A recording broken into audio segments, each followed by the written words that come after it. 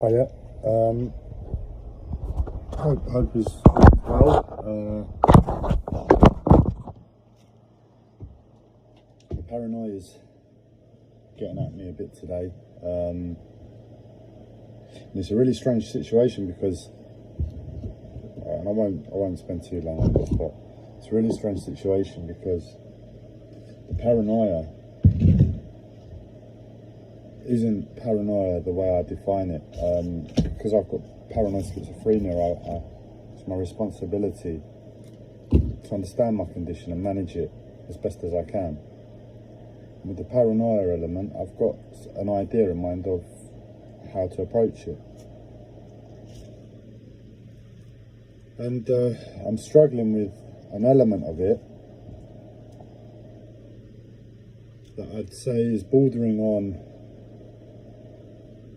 it not being paranoia, bordering on being personal experience. And where it's personal experience, it means a case of knowing who I am to the extent that I know myself. I acknowledge I behave in certain ways in accordance with that. But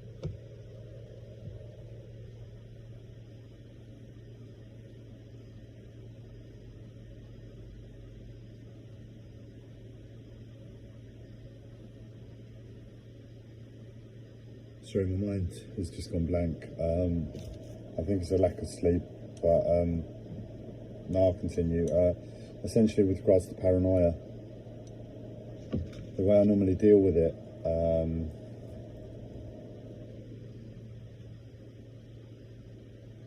nothing shows that I'm actually paranoid. I'm still dealing with it in a way that I define as sane. But what I'm doing, I'm being patient to life, and I'm witnessing almost like realities, different realities I held in my consciousness merging. They seem to be overlapping. That's the best way I can describe it. It's like, think about the financial exchange, for instance. A lot of people don't understand that. And a lot of people don't understand how the complexities of farming work.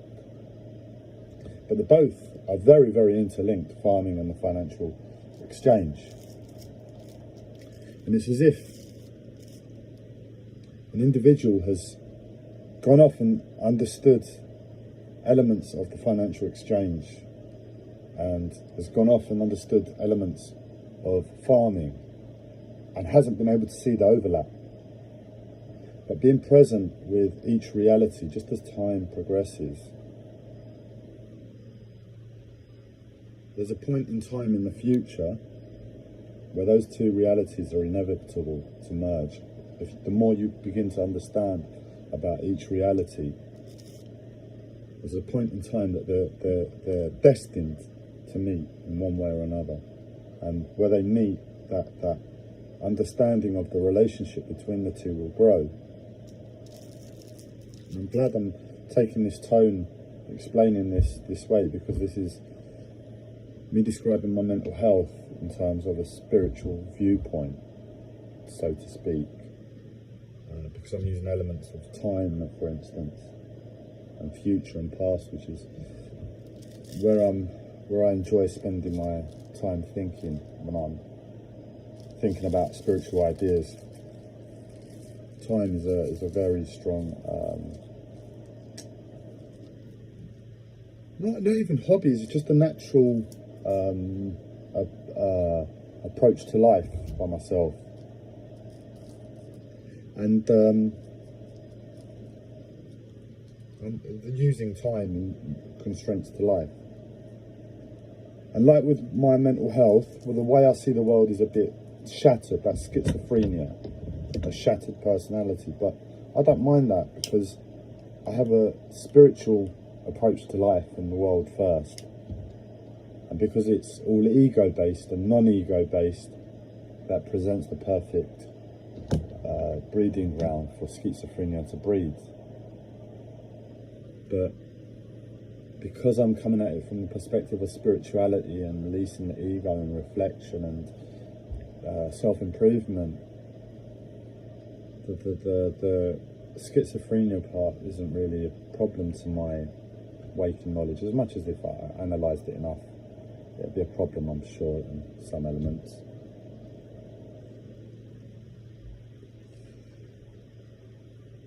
But with the paranoia, it's almost like I'm experiencing two different realities, and there's this point where they seem to be merging, and I can't quite put my finger on it,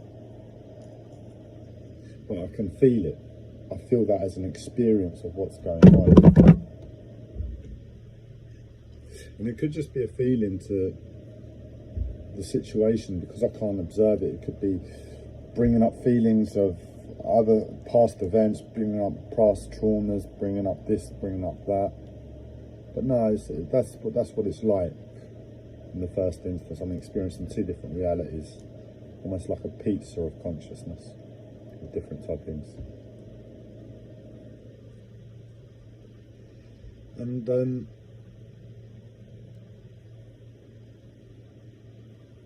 I'm almost asking myself, am I paranoid? Am I not paranoid?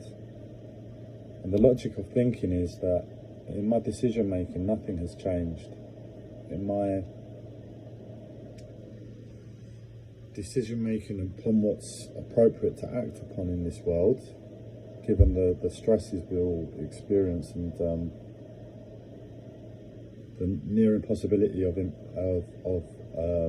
impeccability as a human being.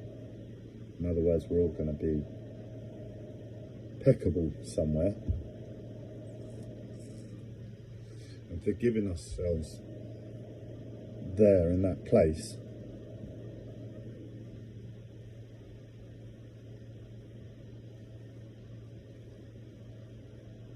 And I know that within myself that nothing's changed, and in that regard it's like, yeah, no, I'm not paranoid. But in the regard that there's these feelings of emotion of what could be linked to paranoia, and essentially with my awareness of knowing that I'm not doing anything wrong, I rest in that. And when I get feelings of paranoia, I can push them away, because I'm like, no, go away, you're lying. But I've kept the same mentality and approach to life, but it's overlapping in terms of past experiences and relationship to life and life,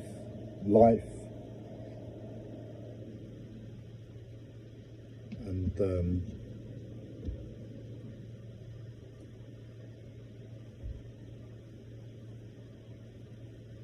it's changing in relationship to life, and where I need to be honest with myself, given my mental health and given my spiritual approach to life. Honesty is a big part of that, a big factor.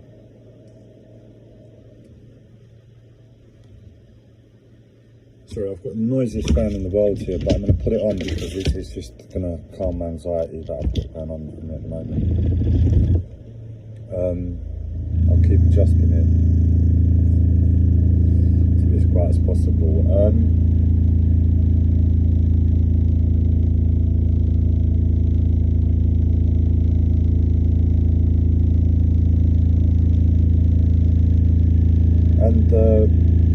My past experiences have been quite traumatic, and I've done my best to accommodate my life according to what experiences life is asking me to experience.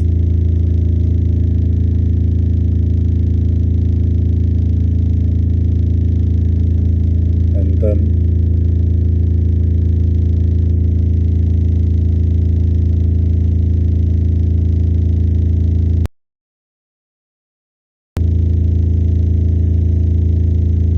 taking my time. I'm in a bit of discomfort, and I'm not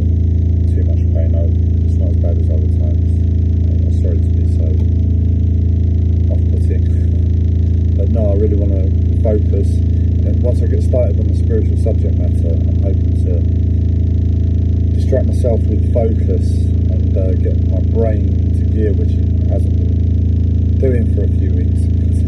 Constant checking into the pain. But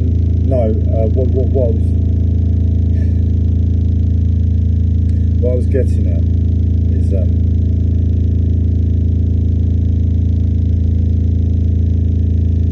my experiences to life are getting a bit really stretched as to what's acceptable and what's real and all of this stuff, and as a result things are being called into question, like, you know, my relationship with paranoia, and am I paranoid, and fear about the future. That's where it rests. It's like where I'm losing my ability to remain in control to what fears have been justified over the course of my life. Well, I'm losing that control, and it's like a bit like you can't breathe. You should be doing this thing because life demands it. You know, you need to be going out there and hunting for food because, well, you need food, and you don't have this thing called a shopping nature. From that overall perspective, in terms of survival, the moment you stop hunting, you're done for. And if you're not able to hunt, you're going to have real fear and about life, real trauma.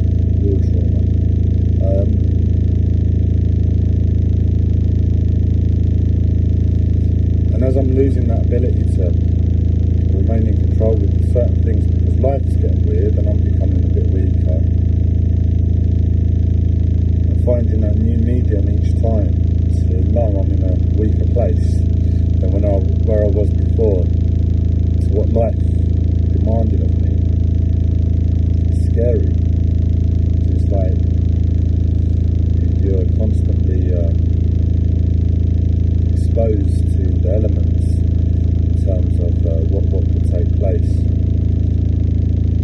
And I'm going to do a bit of rearranging and tidying up at the same time, so this might be a long live stream.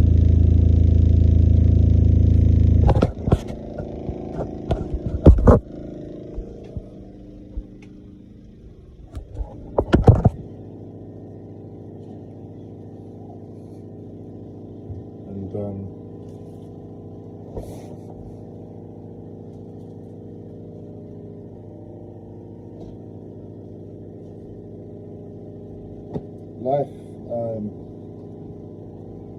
has been testing me there, and all I can do is be honest, and that's why I say what I say. You know, the lines are really being brought into question at the moment. You know, am I paranoid, am I not? Because the lines are so close to each other, and I can't be arrogant in my decision making, in my thinking. Where I can't be arrogant, if there's a remote chance of me being wrong and being paranoid, I need to question myself, even if it is a case of nothing has changed within myself. I'm still applying the same approach to life. I'm still applying the same ethos, I'm still applying the same everything, and I still strive for the better.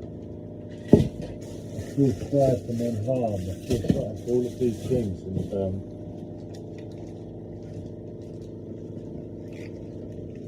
you know, ultimately we have society and the state and the system there is an intermediary that requires a certain level and has communication limitations in terms of immediacy. We're getting faster, you know, as a race. You know, we're improving with technology. Time is taking less and less time to have things updated. You know, more and more data is updated. Google is getting cleverer, and it's the same with communication between sectors and departments within society. We're not perfect, and there's still a few days delay here and there, and a lot can go missing in the lack of communication. And I'm seeing the areas of different departments that govern the responsibility that handles a lot of the fear in my life. I won't go into the details of what, but my issues with society and my issues with impacts of how it impacts me, and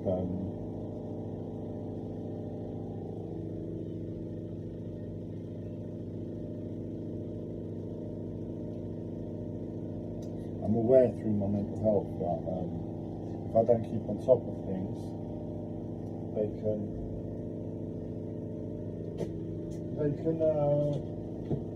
come up as problems, and I've not been able to keep on top of things as I would like with elements of my life, like my mental health.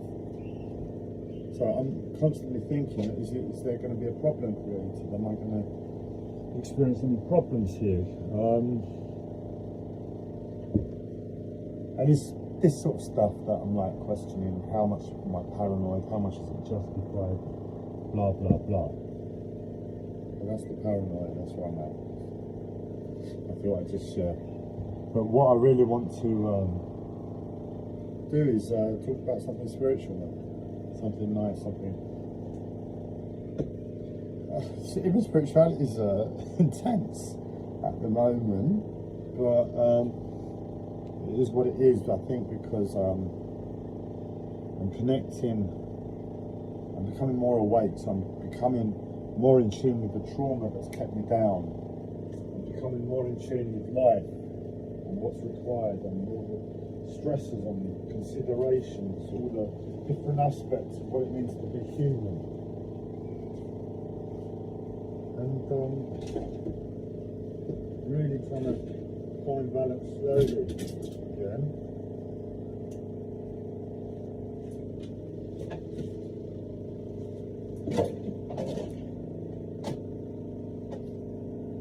And just hoping that sincerity to life is enough to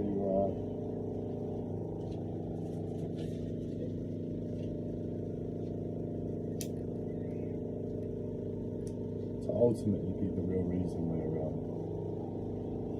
we can suffer less. And I can't believe it another way. That's how I'm programmed to understand life, and I see that direction. That's a simplistic balancing point, isn't it? When everything is so peculiar to nature, having some sincerity within yourself, which is just like, be honest with yourself, try and be a good person. Because that's sincerity to other people, being good. But in order to be good to other people, you need to be honest with yourself, so it's all the same thing. So simplicity, if you really want to conserve your energies, which this world, this unnatural world takes from you, you apply a simplistic approach to finding balance. You either do something that comes naturally to you, or if you go the way of logic and reason and mind, you don't want to be thinking all the time. So you apply simple logic, and that is sincerity.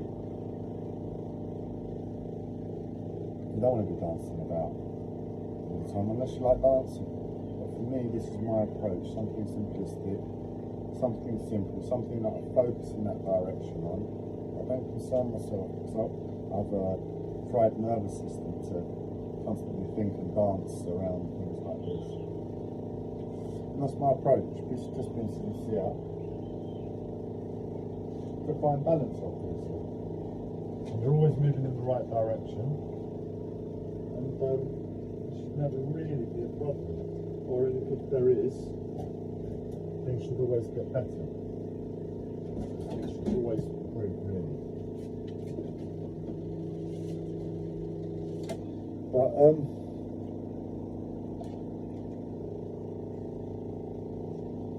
want to speak about anything, just anything that's not depressive. I'm even going to take my back support, my makeshift back support that's really quite comfortable actually. I've been having problems with my shoulders and where I'm not able to wear my normal back brace ordinarily.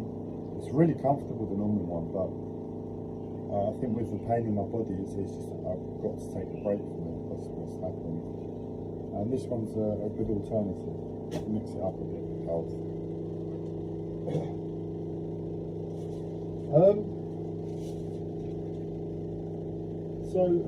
Yeah, what can we talk about? I was gonna. This is. I told you I'm autistic. I told you several times I'm autistic, but I show you, I guess, how I believe I'm on the spectrum of autism, rather than just being purely autistic, and that is.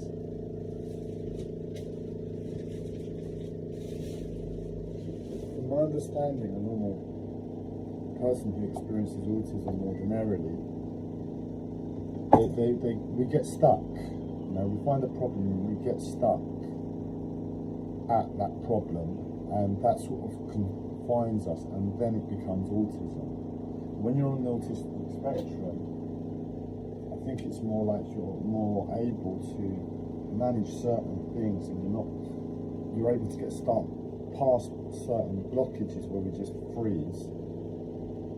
And that's my understanding. I think I've become very good at learning how to get past blockages, so I'm very high on the autistic spectrum.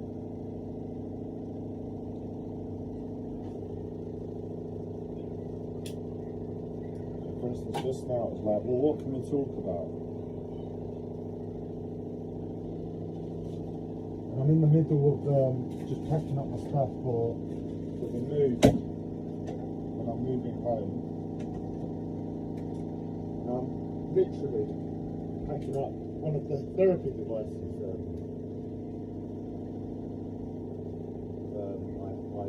in possession of.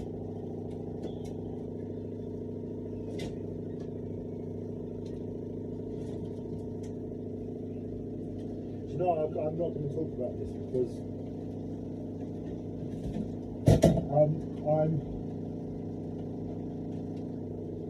to talk about it, I need to be a bit strong, because it flashed through my head then, and bear with me, I'll hopefully make it make sense to you, but it flashed through my head then that I've spoken about this sort of stuff before. I was going to talk about my therapy machine there, the Rife machine, and tell you about Wilhelm Reich, the inventor of this machine, and how he cured cancer with it, and it was suppressed, and how I've got one of his machines that have been replicated by companies thereafter. And then it flashed through my mind that I've spoken about it on video once before. And it was like, for a split second, I was going to apply the normal logic that I've come up with these videos with. And that is very hard, very, no, this is what my mind thinks, this is what I'm going to do, end of. And that is like, I decided I'm going to speak about Wilhelm Reich. I don't mind, I just want to speak. So I'm going to speak about this. But where I'm really weak, I come at this at the angle of, I think I really need to speak with, keep communication as truthful as possible in this moment, because I'm so vulnerable. And it's borderline where I would require an individual to speak to get that comfort that you're speaking to a real human, that sympathy, that feeling in the body. But I don't need that. I just need to know that I'm being honest with myself. And the truthfulness is I can't be that aggressive nature on this live stream that I can normally apply with normal attitude. So So we're not going to talk about writing machines. And this is how the journey goes for me with autism. I just ride the waves, you know. I was going to do it one way. I asked myself the question, what can we talk about?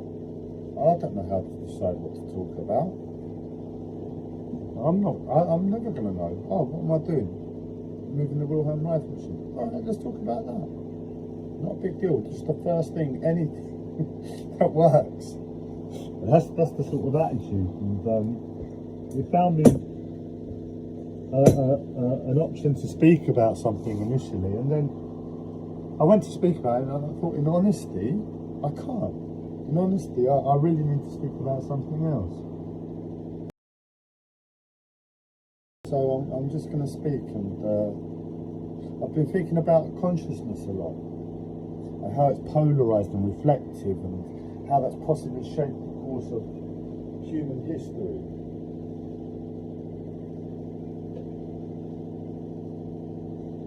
And how, and it's going to have a little edge to this, so I'm going to have to take my time to say it, but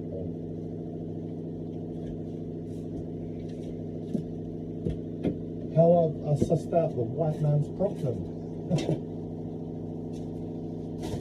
The white man's problem. The white man's problem is dependent upon energy and consciousness polarization. Because to understand energy and consciousness polarization in terms of the planet, it's pretty simple. It's all opposite. It's not difficult.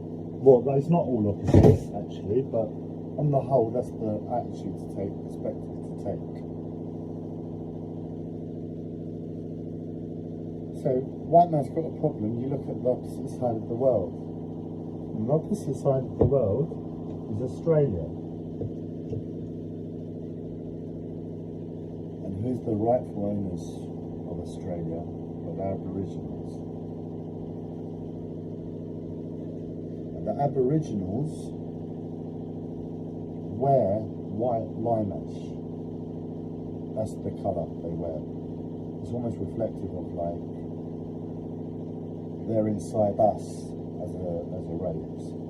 I don't even want to say a race, we're a tribe, the white tribe. The Aboriginals are our spirit. And I realised that they're our problem.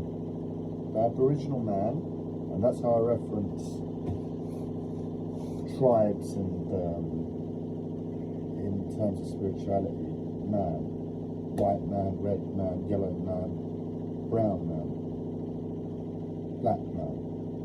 It's simplistic. It's not feminine or anything like that. We're a human. If you want to come at me, women, with why am I not saying red woman, blah blah blah, come at me. I've got my arguments to come back with that. But I don't need to prove anything. There's nothing there to separate us. It's just a way to define it. I hate political correctness. So that's the perspective, and unfortunately, white man's problem is Aboriginal man. Because Aboriginal man is the most cleverest, most enlightened motherfucker on the whole planet. Nobody beats Aboriginal man. I'm not going to tell you exactly how they're so wise. I'm not going to tell you exactly how they're so clever. And the irony is, I've been standing on the book, Newton Message Down Under, which is all about Aboriginal man. So that was by chance.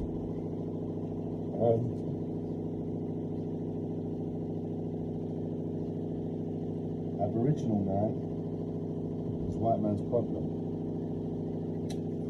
Not in terms of economics and how white man's atrocities to Aboriginal man in the past have brought up questions about morality and humanity and political alignment within such a atrocity within recent history, their rights really haven't been rectified yet. That's not white man's problem with Aboriginal. White man's problem with Aboriginal man is that Aboriginal man is the most wisest, most cleverest, most spiritual, most enlightened motherfucker on the whole planet. And they're on the other side of the planet to us. And because they're so fucking clever, and because they're so fucking conscious and wise, and we're polarised against that, it was inevitable we were going to go this way. But how'd you turn around and say to pure consciousness, fuck you, pure consciousness. Our darkness, our karmic history is all on your shoulders because you're so clever. You don't. Where'd you draw the line? You just say, fine, fuck it. Let's just be like them as much as possible. Let this polarisation balance itself out and we'll find balance. Aboriginal man's gift to white man is only really evident in a few places. One of them is Eminem. If you hear the tone in Eminem's voice, you can hear the fire inside of him. He had to go through what he had to go through and rival whoever he had to rival in his journey to becoming a rap god. He took the energy and all the pain and he put it into fight music. The voice, the tone in his voice is a fight tone. It's very aggressive, it's very confrontational.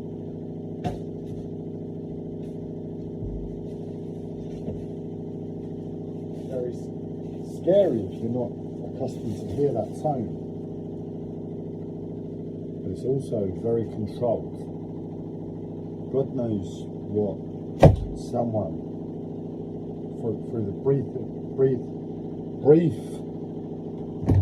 bit of information I know about the gentleman here, Eminem, about his life, it would have been hard. And he took all of that pain, all of that aggression to life, and he harnessed it into his voice. Because of the lyrical addition to the tone, it created something. It created pain, warriorship, anger, fight, war, into a very constructive means of communication. He made money with it. Rapping is practical in this world. He cracked a solution. He must have been the first one, but you know, there are very few people with that tone in their voice in this world. Aboriginal man's gift to white man is fire.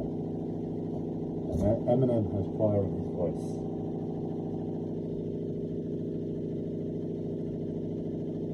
Aboriginal man. He gets incarnated on planet Earth. Everybody else is like, what we're gonna do, what we're gonna smoke, what we're gonna invent, what we're gonna eat, what we're gonna eat. An Aboriginal man is no. We're born. This is the land. This is life. This is what. It's clear. Simple. Where Aboriginal man lives, Australia, he saw it as his right to walk the land, claim no property, no possession, and burn the land. With the knowledge that burning the land prevents wildfires, which savage the land. That's his prevention. That is his understanding. This is my home. This land is my home. For me to survive best in this land, I need to prevent constant fear, constant bombardment by forest fires. And to do that, I walk the land, constantly work burning the land. The land provides for me. Life provides for me. Spirit provides for me. I take all the risks to just know the land, and that is my responsibility. And to know life, and to give back life. And I'll let you decide to see how big Aboriginal man's consciousness is or isn't. To see simplistically or more prospectively that it's best for him to do that. To take care of the land by working the land on that scale. And that's why we're all trying to figure out what home we're going to live in, what philosophy we're going to write, what language we're going to invent, and all of the other stuff. They're practical. That's the wisdom. That's the consciousness. So we have to live first. And their lives are probably harder than all of ours. And because of the simplicity of what I've just said, you might be able to hear where the consciousness is. Why their consciousness is stronger and trumps all of the inventions, all of the philosophies, all of the language, all of the enlightened conscious task of impartation, all the levitation, all of the mind reading. It trumps it all. The simplicity to life. Fire that energy constantly between you and life.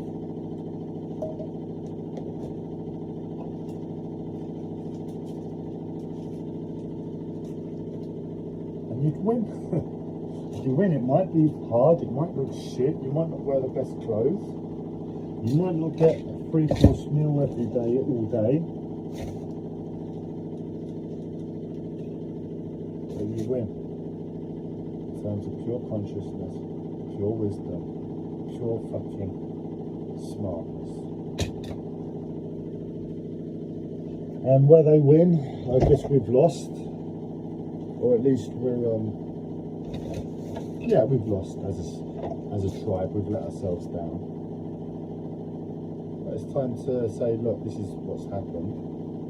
What can we do to balance this out? How can we rectify this?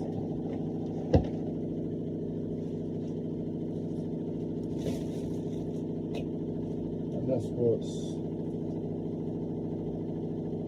taking place, I think. I mean, one way or another, it's taking place. You know, we're all on a planetary enlightenment mission. Whoever needs to be chopped will be chopped. Whoever needs to stick around will stick around, and we're moving in that direction. Yeah, it's going to be questions that are raised and asked before then. Are we really moving in that direction? Can we make it? Blah blah blah. All the fear in us brought out to the surface.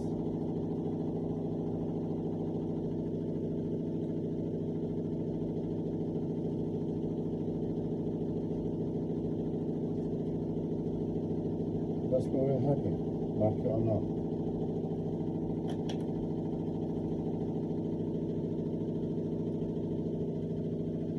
Yeah, it's been nice to share with you. It's been very nice to have told you a story from my spiritual understandings and beliefs. It's been very healing. I've not been able to really do this for a while. Out of all of the live streams, this is the one I like the most because it's the closest thing I have to life now.